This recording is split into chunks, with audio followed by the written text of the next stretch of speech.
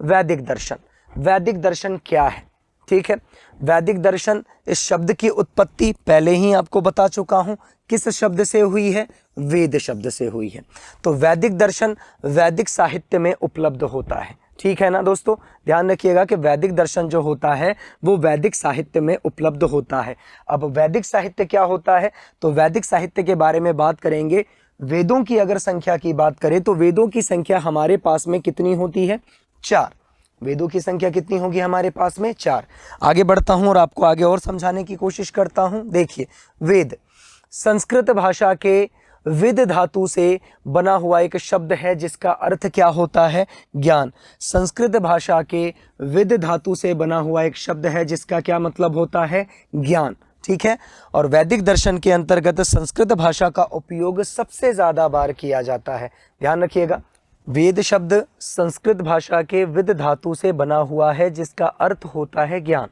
तो वैदिक दर्शन के अंतर्गत साहित्य जो उपलब्ध होता है उसके अंतर्गत कौन कौन से दर्शन आएंगे? देखिए, तो पहला होगा वैदिक साहित्य और दूसरा होगा वैदिक साहित्य की विशेषताएं।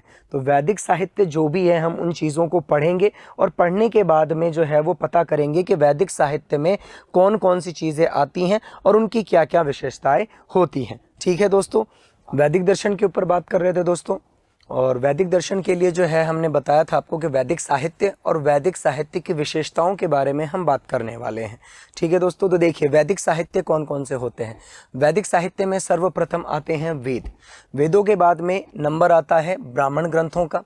ब्राह्मण ग्रंथों के बाद में नंबर आता है आर्णय ग्रंथों का, और आर्णय ग्रंथों के बाद में उपनिषद का, जिसे वेदांत भी कहा जाता है, और उसके बाद में जो है वो वेदांग दर्शन का नंबर आता है। बात करेंगे इस विषय के ऊपर और आपको विस्तार से समझाएंगे। देखिए, वेद जो है इनकी संख्या 4 होती है, ये बात हम पहले ही कर चुके हैं। ठीक है, ब्राह्मण ग्रंथों के बारे में बात करेंगे और आर्णय ग्रंथों के बारे में बात करेंगे, ये कौन कौन से ग्रंथ होते हैं। उपनिषद से जो है वो आपका एक महत्वपूर्ण प्रश्न उठता है, और वो ये उठता है कि उपनिषद शब्द का अर्थ क्या होता है। बहुत बार एग्जाम में जो है वो आपसे ये शब्द पूछा जाता है कि उपनिषद शब्द का अर्थ क्या होता है। तो उपनिषद शब्द का अर्थ देखिए दोस्तों कि उपनिषद शब्द का अर्थ क्या होता है। इसका अर्थ होता है दोस्तों गुरु के समक्ष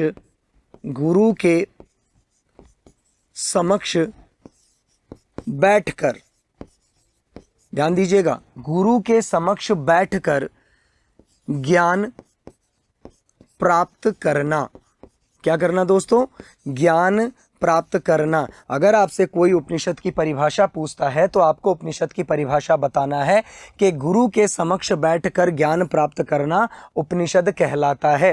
तो वैदिक साहित्य के अंतर्गत ये 5 ग्रंथों के बारे में जो है हम बात करेंगे और इनकी विशेषताओं के बारे में जो है वो बात करेंगे दोस्तों। देखिए आगे बढ़ेंगे, वेदों के प्रकारों के बारे में बात करेंगे दोस्तों। वेदों के प्रकार जो होते हैं वो 4 होते हैं। 4 कौन कौन से वेद होते हैं? देखिए, सबसे पुराना और सबसे ओल्ड जो वेद होता है वो होता है ऋग्वेद। ध्यान रखें आप लोग, ऋग्वेद के बाद में नंबर आता है यजुर्वेद का, यजुर्वेद के बाद में नंबर आता है सामवेद का, और उसके बाद में नंबर आता है अथर्ववेद का। तो वेदों की जानकारी जो है वो मैं आपको देना चाहूँगा। वेदों की संख्या कितनी होती है? तो वेदों की संख्या होती है 4। ठीक है, जिसमें सबसे पुराना जो वेद होता है वो कौन सा होता है? ऋग्वेद। ऋग्वेद के बारे में ऐसे कहा जाता है कि ऋग्वेद की रचना किसने की है? ईश्वर ने। ध्यान दीजिएगा, ईश्वर ने स्वयं ने जो है वो ऋग्वेद की रचना की है, क्योंकि ऋग्वेद की रचनाकारों के बारे में किसी तरह की कोई जानकारी इतिहास की किताबों में उपलब्ध नहीं है। यजुर्वेद के बारे में बात करेंगे कि यजुर्वेद जो है वो क्या होता है। तो देखिए दोस्तों, यजुर्वेद के बारे में बताऊंगा और इसके साथ साथ जितने भी वेद हैं हमारे पास में इनके विषय में विस्तार से बात करेंगे। ऋग्वेद के बारे में बात करेंगे दोस्तों।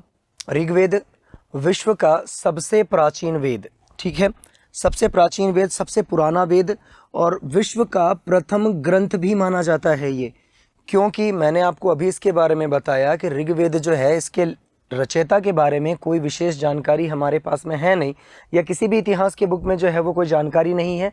इसी वजह से इसे जो है वो ईश्वर के द्वारा लिखा हुआ या ईश्वर प्रदत्त माना जाता है। तो ऋग्वेद के बारे में जानकारी आपके पास में है। वेद हमारे पास में कितने हैं? 4 प्रकार के वेद हैं दोस्तों। उसमें से सबसे प्रथम वेद जो है वो है ऋग्वेद, और ऋग्वेद जो है वो विश्व का सबसे प्राचीन या सबसे पुराना वेद है और विश्व का प्रथम ग्रंथ माना जाता है। ठीक है दोस्तों, आगे बढ़ेंगे हम इसके अंदर। देखें, ऋग्वेद में प्रधान रूप से धर्म परक सूक्त दिए हुए हैं।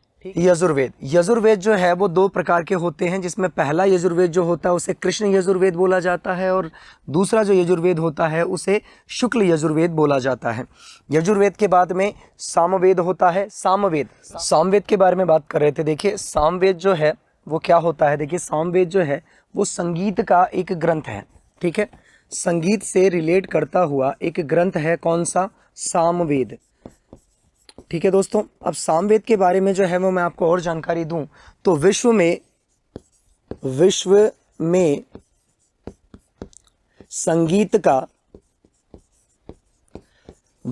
संगीत का जो कोश है, कोश का मतलब होता है विश्व कोश, जहाँ पर संगीत के बारे में बहुत ज़्यादा नॉलेज और जानकारी मिलती हो, वो कौन सा है? सामवेद है। और सामवेद का मुख्य विषय क्या है? उपासना।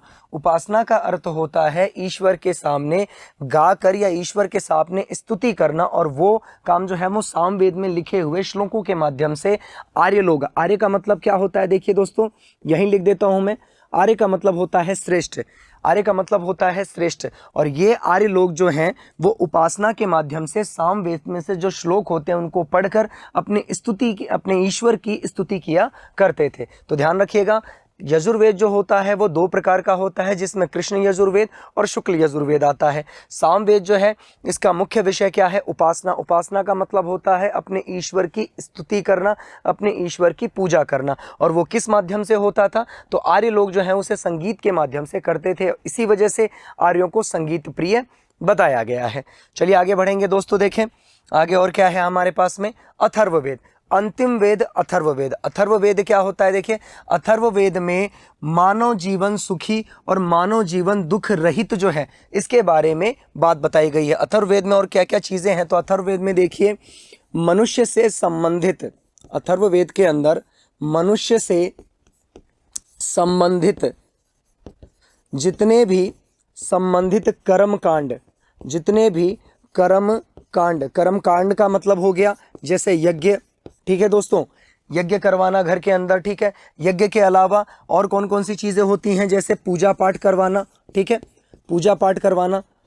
ठीक है, गृह पूजा या गृह प्रवेश के अंदर जो पूजा, मतलब मनुष्य से संबंधित जितने भी पूजा पाठ और यज्ञ व कर्मकांड जो होते हैं वो जन्म से लेकर मृत्यु तक सारे के सारे जो है इनका सारा का सारा जो एक तरह से पाठ है वो सब कुछ अथर्ववेद के अंतर्गत दिया हुआ रहता है। और अथर्ववेद का मूल तत्व क्या है? कि मानव जीवन जो है वो हमेशा सुखी रहना चाहिए, और दूसरा कि मानव जीवन में दुख जो है वो नहीं होना चाहिए। मनुष्य जीवन दुख से रहित तो होना चाहिए, दुख के बिना होना चाहिए। तो ध्यान रखिएगा दोस्तों, अथर्ववेद के बारे में मैंने आपको जानकारी दी कि मनुष्य से संबंधित जितने भी कर्मकांड होते हैं, पूजा पाठ यज्ञ वगैरह, ये सारे के सारे अथर्ववेद से रिलेट करते हैं।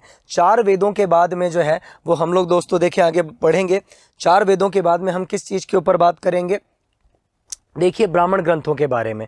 ब्राह्मण ग्रंथ कौन कौन से होते हैं? देखिए, तो ब्राह्मण ग्रंथ की रचना यज्ञ विधान और उसकी क्रिया को समझने के लिए किया गया है।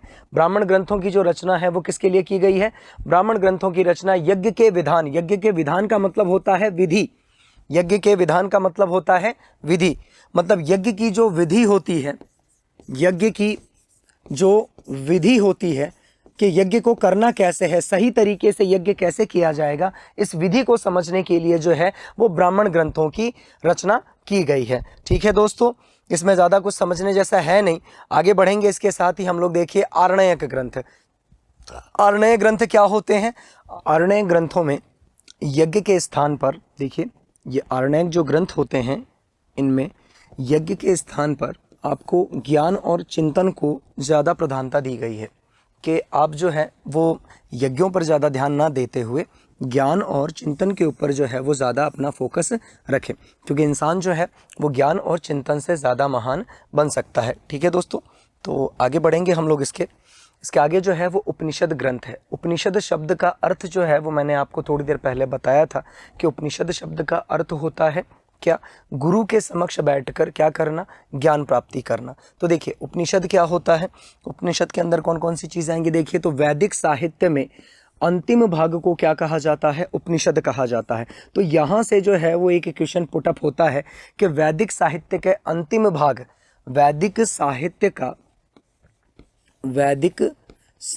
का अंतिम भाग कौन सा होता है, वैदिक साहित्य का अंतिम भाग कौन सा होता है, भाग कौन सा होता है। तो इसका आंसर क्या हो जाएगा दोस्तों, आपका इसका आंसर हो जाएगा उपनिषद ग्रंथ। ठीक है दोस्तों, आगे बढ़िए। उपनिषदों की संख्या 108 मानी गई है। यह भी बड़ा महत्वपूर्ण प्रश्न है कि उपनिषदों की संख्या कितनी मानी गई है दोस्तों। तो देखिए उपनिषदों की संख्या जो है वो मानी गई है 108। तो ये भी आपको याद रखना पड़ेगा, यहाँ से भी जो है वो महत्वपूर्ण प्रश्न निकलता है कि उपनिषदों की संख्या कितनी मानी गई है, 108। पूर्णतः यह एक दार्शनिक ग्रंथ है जिनका मुख्य उद्देश्य ज्ञान की खोज करना होता है। तो उपनिषद के बारे में बड़ी अच्छी जानकारी जो है वो हमें मिल रही है कि वैदिक साहित्य का अंतिम भाग क्या होता है, उपनिषद होता है। क्या होता है दोस्तों, उपनिषद होता है। ठीक है, इनकी संख्या कितनी होती है, तो इनकी संख्या 108 होती है। और इनका मुख्य उद्देश्य क्या होता है, तो दोस्तों इनका मुख्य उद्देश्य होता है ज्ञान की खोज करना। समझ गए दोस्तों। चलिए आगे बढ़ेंगे इसके हम लोग।